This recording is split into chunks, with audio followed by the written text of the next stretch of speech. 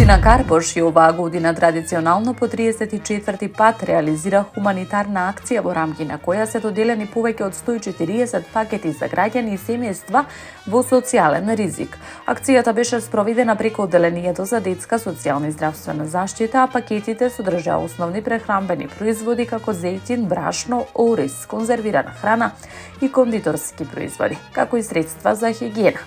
Донациите беа обезбедени од учениците од општинските основни училишта, децата од детските градинки, како и од вработените во општинската администрација.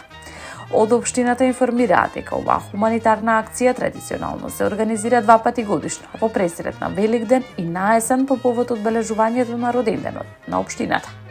Градоначалникот Сотир Лукровски и општинската администрација остануваат посветени на континуирана поддршка на ранливите категории граѓани. Целта е не само обезбедување на основна помош, туку и создавање услови за нивна поголема вклученост и конкурентност на пазарот на трудот, со што би се намалил социјалниот ризик.